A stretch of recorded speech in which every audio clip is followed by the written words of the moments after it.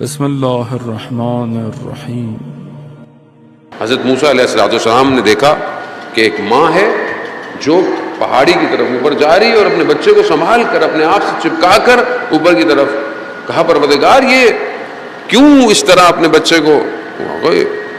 ماں اپنی اولاد پر رحم کرتی ہے۔ کہا پروردگار اس سے رحمانیت واپس لے لے۔ تھوڑی دیر کے لیے ماں کے اندر سے وہ جو رحم تھا وہ خدا نے لے لیا، اس نے بچے کو پھینک دیا، خود چلی گئی۔ حضرت موسیٰ نے دیکھا، کہا پروردگار اب اس کو رحم آنی ہے تو واپس کر دے۔ جیسے ہی دوبارہ اس کے اندر آئی وہ دوڑتی ہوئی آئی، اس نے بچے کو اٹھایا۔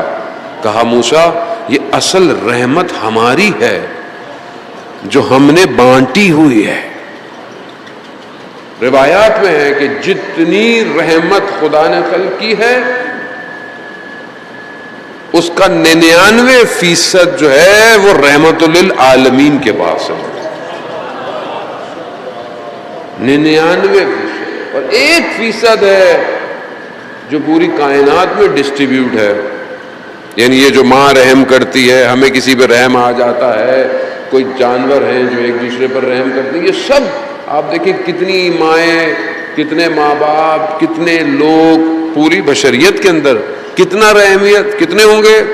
یہ سب 1%۔ 99% رسول خدا حضرت محمد مصطفیٰ صلی اللہ علیہ وسلم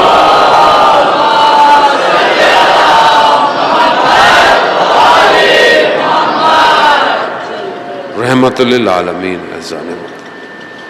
کیا ہم رسول کے در پہ جاتے ہیں؟ کیا ہم اپنے رسول سے متصل ہوتے ہیں؟ اور رسول اپنی امت کے لیے، اس میں نے کل بھی بیان کیا، اتنی سختیاں برداشت کی کہ جو ہے وہ پاؤں سوج جاتے ہیں۔ اتنی عبادت کی کہ قرآن میں پروردگار خود اپنے حبیب کو ارشاد فرماتا ہے قم اللیل الا قلیلا، اے نبی کھڑے ہوئے رات کو، عبادت کریں مگر کم کریں۔ کیوں اپنے آپ کو اتنی زحمت میں ڈالا ہوا ہے؟ مگر صرف امت کے لیے۔ اور اسی نبی نے کیا فرمایا؟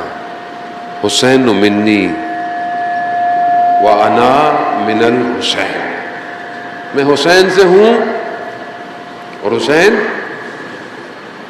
مجھ سے ہے اور میں حسین سے ہوں، عزیزان وطن۔ لیکن امت نہیں پہچان پائی۔ آج الحمدللہ آپ کے سامنے ہے، آج دنیا پہچان رہی ہے امام حسین۔ اس لیے کہتے ہیں کہ اپنی مجلسوں کے دروازے کھلے رکھیں۔ کل کو یہ نہ ہو کہ وہ شخص قیامت میں کھڑا ہو کر امام حسین سے شکوہ کرے، کہا میں تو مجلس میں آنا چاہتا تھا مگر انہوں نے مجھے آنے۔ یہ درس سب کے لیے ہے ذہن محترم۔ اسی لیے امام جعفر صادق علیہ الصلوۃ والسلام صلی علی محمد امام ارشاد فرماتے ہیں کہ تم اگر ہزاروں کے درمیان میں بھی ہو تو الگ سے پہچانے جاؤ، ہمارے لیے زینت بنو، زینت بنو۔ کوئی تمہیں دیکھے تو کیا کہے کہ ہاں یہ کس کا ماننے والا ہے۔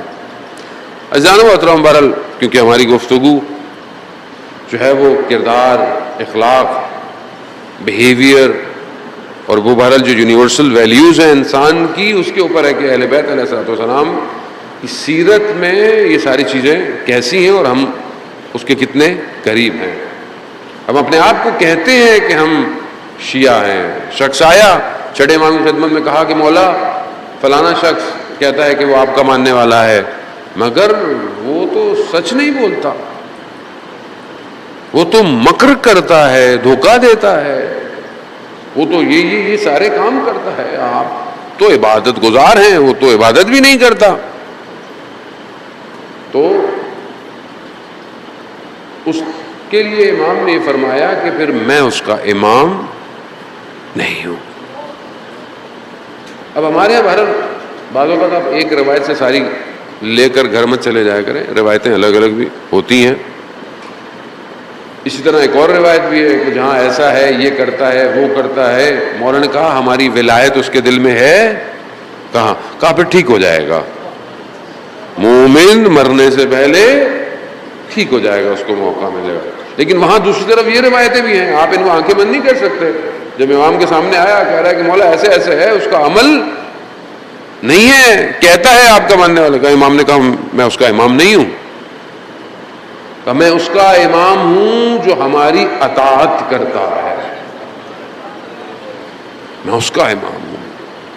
وہ اگر ہم سمجھتے ہیں اپنے آپ کو کہ ہم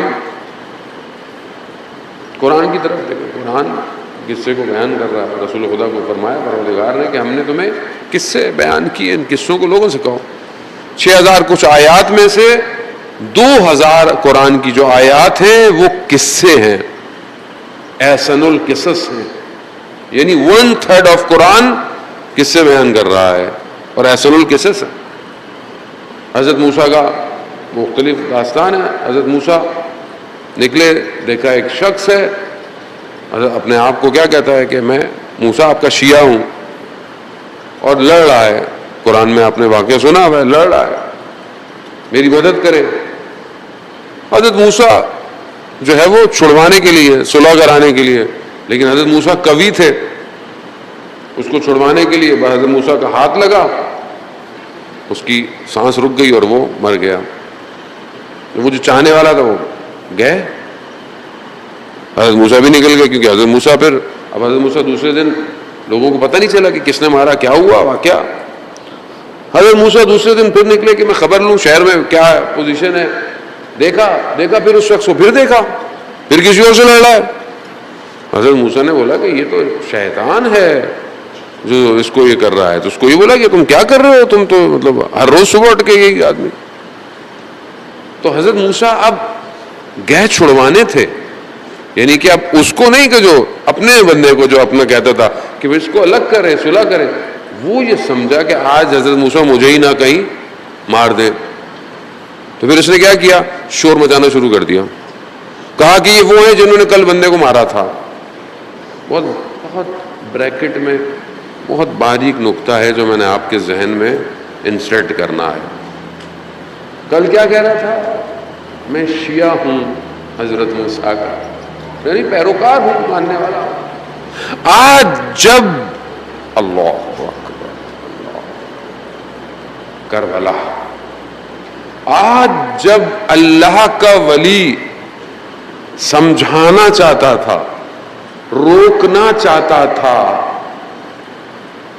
کل جب امام آئیں گے روکیں گے کئی چیزوں سے، منع کریں گے کئی چیزوں سے. کیا کریں گے، کیا کریں گے؟ شیعہ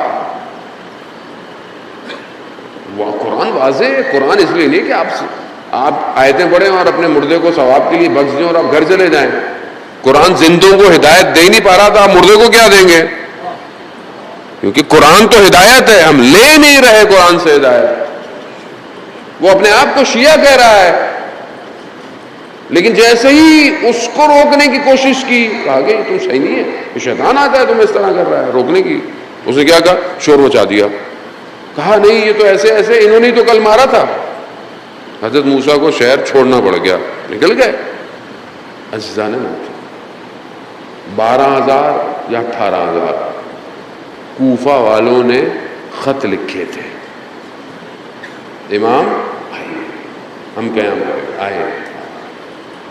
کیا کیا؟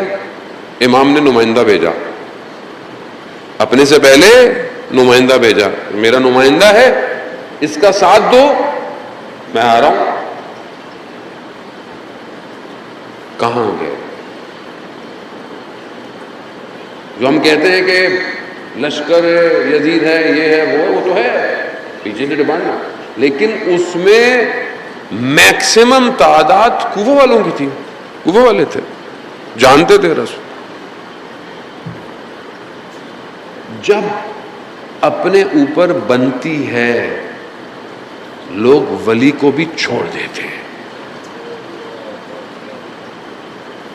یہی تو امتحان ہے, یہی آزمائش ہے. اسی لیے آج سے, ابھی سے اپنے آپ کو ایسا ٹیون کریں کہ کل جب امام آ کر کسی چیز سے روکیں تو امام کے مقابلے میں مت آئیے گا. مولا یہ تو ہمارے آباء و اجداد کرتے تھے, ہم لوگ یوں کرتے تھے, ہمارے یہ ہوتا تھا. لوگوں نے امام کو کربلا میں تو ڈکٹیٹ کیا ہے جب امام جا رہے تھے. مولا بصرہ چلتے ہیں, انہوں نے کیوں, مولا ادھر 1000 لوگ ہیں, تلواریں ہیں, تیار کریں گے, یوں آ جائیں گے. لوگوں نے کہا ہے امام کو